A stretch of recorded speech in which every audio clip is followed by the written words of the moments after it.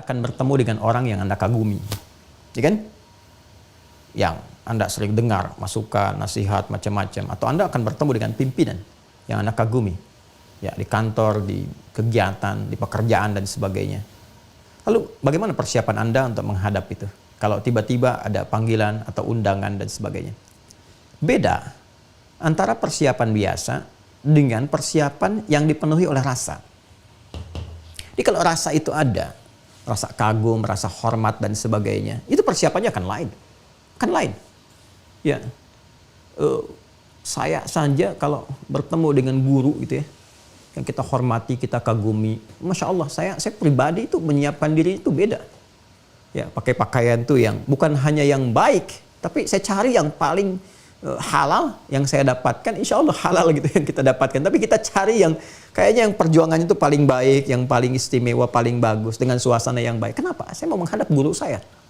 Jadi, pimpinan juga kalau ada di pekerjaan, institusi dan sebagainya, mau menghadap itu kan beda rasanya. Kalau ada rasa kagum, ya apalagi hormat yang kita tahu ini akan memberikan arahan dan sebagainya dari pimpinan itu, maka cara menghadapnya akan lain. Nah, ini Allah segalanya, maha segalanya. Allah maha segalanya. Dan diksi yang digunakan menggunakan kata Rabb. Rabb. Ya, Rabb. Masya Allah. Rabb ini kan puncak segala perhatian, pemberian, perawatan dan sebagainya. Mengandung sifat rububiyah itu. Ya, mengabulkan doa. Makanya saat kita meminta kan menggunakan kata Rabb. Rabbana, Rabbana, Rabbana. Rabbana zalamna anfusana. Rabbana la tu'akhidna in nasina wa akhtana. Rabbana atina fid dunya hasanah fil akhirati hasanah wa qina adzabannar. Rabb yang merawat semesta alam. Alhamdulillahi rabbil alamin. Yang kita memiliki perjanjian dan komitmen, alastu bi rabbikum qalu bala syahidna. Itu yang digunakan kata-kata itu. Supaya memberi kesan apa? Kata Allah itu, kamu sekarang akan menghadap kepada yang selama ini merawat kamu. Ya kan? Menyehatkan kamu, menyembuhkan kamu saat sakit. Mengabulkan apa yang mau kamu minta, memenuhi hajatmu. Nah, rasakan itu, ini rasa, bukan fikirkan, rasakan itu. Ya, kok bisa menghadap kepada manusia yang belum tentu mengabulkan hajat, walaupun telah berdandan, persiapan begitu tinggi. Sekarang kepada yang telah menunggu Anda, dan memberikan waktu Anda untuk menghadap, sehari itu bisa 5 kali, yang pokok itu pun diwajibkan harus menghadap. Supaya dikasih solusi. Selebihnya bebas. Di luar itu silahkan kapan aja minta. Di waktu duha silahkan. Di malam hari tahajud silahkan. Itu menggunakan kata Rabb. Seharusnya kalau itu diterima dengan bahasa kolbu, itu sangat menyentuh kepada jiwa. Harusnya menyentuh kepada jiwa. Ini saya menghadap kepada yang telah memberikan segalanya untuk saya. Bahkan manggilnya pun luar biasa. Ditegaskan dalam iqamah kan.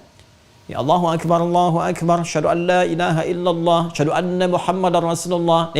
Asyhadu an la ilaha illallah, asyhadu anna Muhammadar Rasulullah. Itu kan komitmen pertama rububiyah kita dalam kandungan. Ya, yang Quran surah ke-7 ayat 172 itu. Wa idz akhadha rabbuka min bani adama min zuhurihim dzurriyyatahum wa asyhadahum syahadat ala anfusihim alastu bi rabbikum rabb qalu bala syahidna. Makanya kalau orang sadar itu, merasakan dengan jiwanya sepenuhnya dan mendengar asyhadu an la ilaha illallah, itu bisa dia yang terpaku. Ya, kayak di penutup surat An-Naba itu, begitu di akhirat semua berbaris.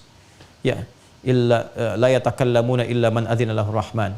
Ya, enggak ada yang bicara, enggak ada yang semua berbaris, khusyuk, merasakan sifat itu. Nah, di dunia itu kita berlatih berbaris saf ka'annahum bunyanun marsus dan seterusnya.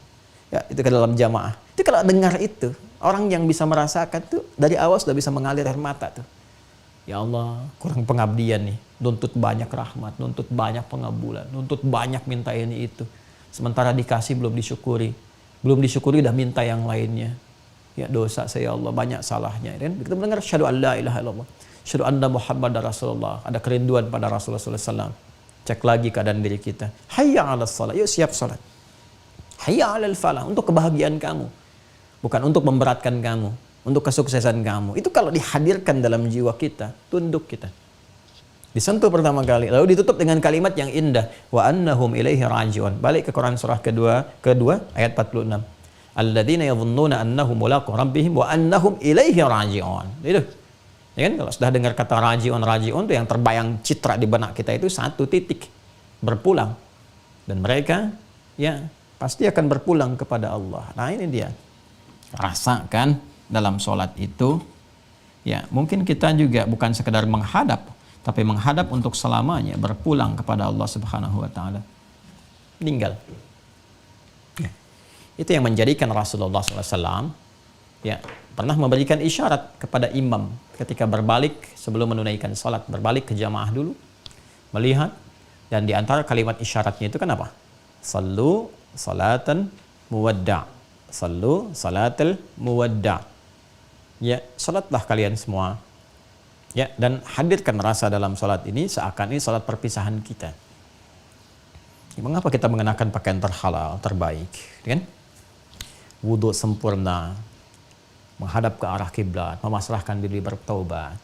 Karena boleh jadi itu titik perpisahan kita dengan dunia yang mengantarkan kita berpulang kepada Allah, dan tidak ada keindahan terbaik, termulia yang memisahkan kita dengan dunia itu ya, kecuali di antaranya adalah saat kita terkoneksi dengan Allah dalam sujud kita itu. Masya Allah. Ya, dalam ruku kita, dalam sholat kita, itu keadaan terindah. Di antara keadaan terindah yang mengiringi kepulangan seseorang dalam keadaan husnul khatimah. Itu. Jadi rasakan dalam sholat. Jadi kalau ada malas-malas dan sebagainya, rasakan ini mungkin saya meninggal saat ini. Ya, kan azan itu kan panggilan, dipanggil. Yang panggil siapa? Allah lewat suara muadzin. Mungkin dipanggil untuk selamanya. Ya, Bapak X dipanggil Allah, dia sudah berpulang. Nah, kita ini 5 kali diingatkan, hei kamu kan nggak tahu di titik mana kamu pulang. Maka itu perbaiki keadaan jiwa. Ya, ditakdirkan masih berjalan ajal dalam sholat, ya minta solusi, minta bimbingan supaya saat pulang kapanpun siap. Qadar Allah bisa terjadi dalam sholat pun kita pulang. Kalau suasana yang dihadirkan dalam sholat, merasakan, ya itu akan beda. Taubatnya akan berbeda, istighfarnya akan lain, tasbihnya akan lain, tahmidnya akan lain. Nah, begitu kemudian dirasakan suasana itu adalah kepasrahan, ketundukan, kerendahan, kehinaan, dzillah, ketakutan yang proporsional, yang mengharapkan ridha. Ketika puncak itu datang, tenanglah batin kita itu. Nah, ketenangan itu yang disebut dengan sukun, sakinah. Sakinah ini yang mengantarkan pada tumakninah.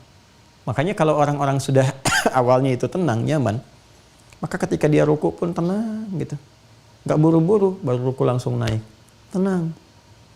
Itulah tumakninah. Ketenangan yang dilahirkan dari kehusyuan dalam proses ibadah.